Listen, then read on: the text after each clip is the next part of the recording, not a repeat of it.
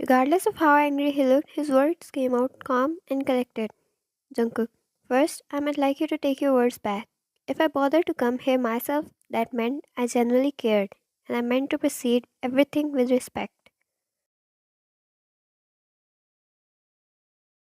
His eyes darkened up as he took a step forward. Jungkook, second, if you knew about my identity and realized I was this dangerous, then you should have never called her with disrespect when I was around.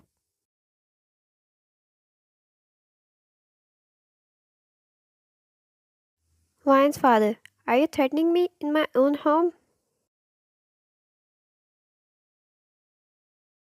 Jungkook, not threatening. I'm suggesting you to apologize to her and end it on nice terms because you don't want to see my other side.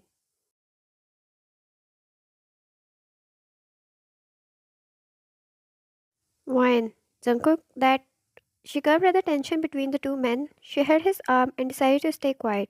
Ryan's father looked like he was going to blow out of anger, but even he knew he stood no chance before a mafia.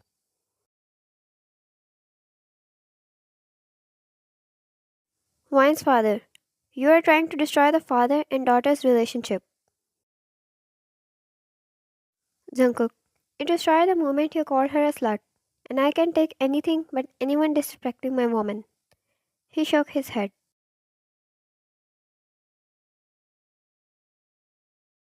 Ryan, Jungkook, please, it's fine. Just let's go from here. I don't want to stay here anymore.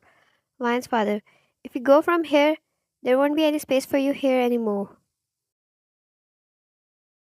Ryan, you're asking me to give up on him just because you're coward enough not to accept him. Her eyes teared up as she yelled.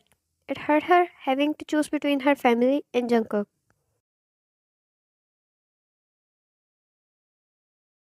Jungkook, I don't give a flying shit about you, but if you stop her from meeting her mother, you will face my wrath.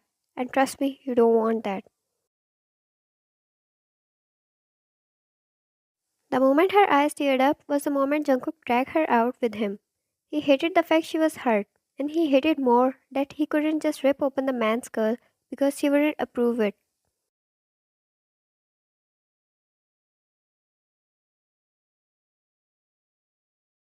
The man was still her father, and Jungkook could give one chance to him because of Ryan, but his patience was never going to allow him to spare another chance. Ryan's mother stood up as she saw Jungkook dragging Ryan out, and she was crying. Ryan's mother, what happened, Ryan? Why are you crying? Ryan hugged her mother and told her she will talk to her later and went out with Jungkook.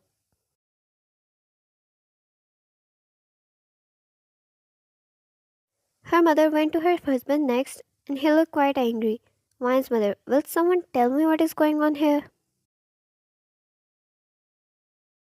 Ryan's father, congratulations. Your daughter chose that man over her parents. What are you saying? She frowned. Tell me everything, please. Ryan's father, he's a mafia. What's wrong with all of you? And her? There's no way I'm letting her marry anyone other than the man I bring for her. Ryan's mother, you can't force that on her. It's her life, and she can choose her partner on her own. Ryan's father, she's the sole hero of my business. She needs someone beside her who understands how to take care of these things, not the one who is going to ruin my years of hard work with his dirty ways.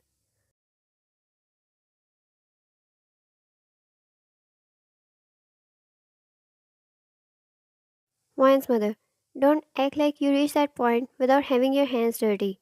And Ryan doesn't want to take over the business. She wants to become a doctor.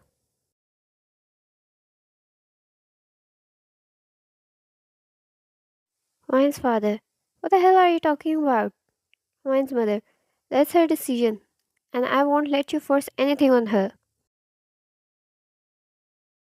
Ryan's father, look here, Martha, and listen to me well. She is my daughter, and she will do as I ask her to.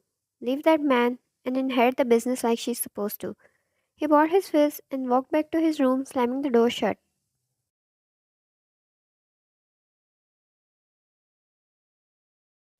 Ryan, I shouldn't have left like that. He's still my father. She held the mug of hot chocolate tightly in her hands. They were in Jungkook's place as he made her sit in front of the fireplace to keep her warm.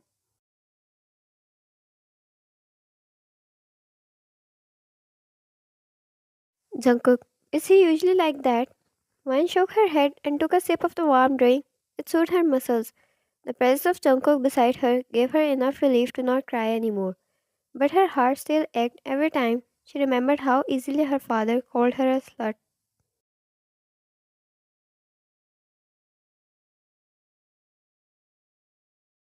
Wan, we don't even talk. Maybe our Christmases? That's it. I don't remember the last time I had a normal daughter father conversation with him. I didn't grow up like daddy's princess. I know he provided me with all the luxury, but I sometimes really wanted his affection.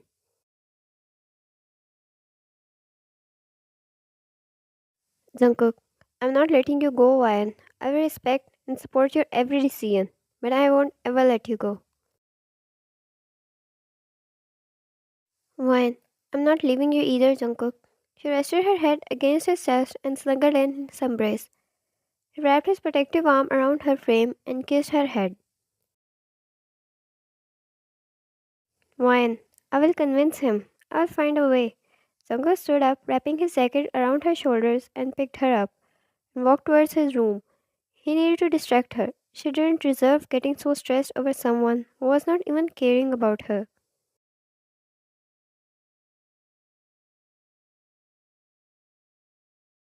In Jungkook's point of view, he had everything she would ever need.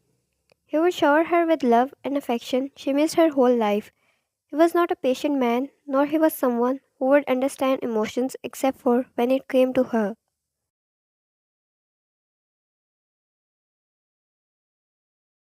He wanted to take her and go somewhere so far away where she wouldn't see that man's face ever again.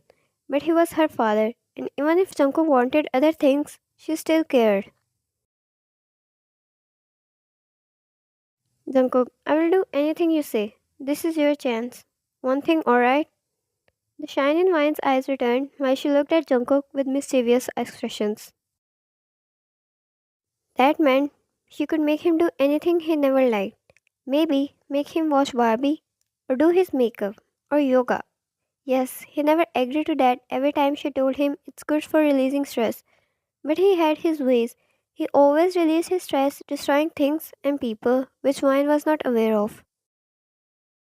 Vine, okay, skincare. She jumped down his arms. Jungkook, look, I have no problem with that, but I swear, if you pull out your cartoon panda pumping face mask, I'm out. Vine, you said anything.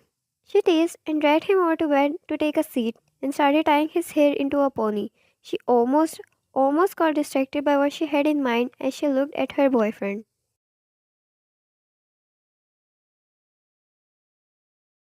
Broad muscles and chiseled cheekbones, hair pushed back, tied in a pony, dressed in sweats. Holy Trinity.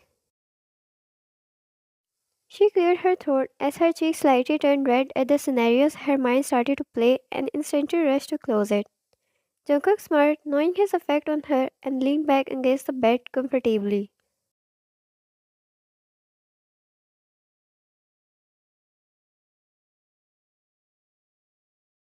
Wayne brought a few face masks and took a seat beside him. One was like he imagined, the face of a panda, and the other was a simple sheet mask. He sat there all chill, picking up the simple one only to get it snatched back by Wayne. Wayne, hands off. I'll do it myself. Close your eyes. Jungkook. It was supposed to be relaxing, not threatening, I guess. He, however, closed his eyes. He felt her soft hand caressing against his cheek before he heard the mask packet tearing off and the cold against his cheek as she fixed the mask on his face. This skincare continued as she massaged his face and he lay there quietly. It relaxed him so much he started to feel guilty. He was supposed to help her distract, not the other way around. When she was done and removed the mask, he opened his eyes. She hovered above him and pecked his lips. Ryan, welcome back, sweetheart. You're absolutely glowing. Jungkook, alright, I like the sound of that. She giggled as he pulled her above him and wrapped his arms around her waist, kissing her stress away, his hands brushing through her hair, tugging them behind her neck.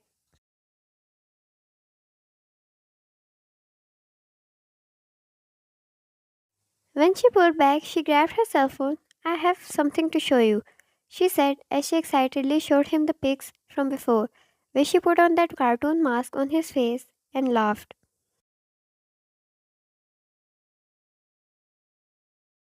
He could let it slide this one time, but he needed to act to boost her happiness even more. So his expressions turned grumpy as he groaned, and like that, she laughed even louder, pinching his cheeks. Wine. Oh, my love. How do I tell my father you are absolutely harmless? Jungkook, let me remind you something. He smirked as he rolled around, so he was suddenly on top of her and pinned her down to bed. They could forget about everything tonight before facing her father tomorrow. And if she really needed to choose one of the two, one was not ready to choose any of them at all. To be continued.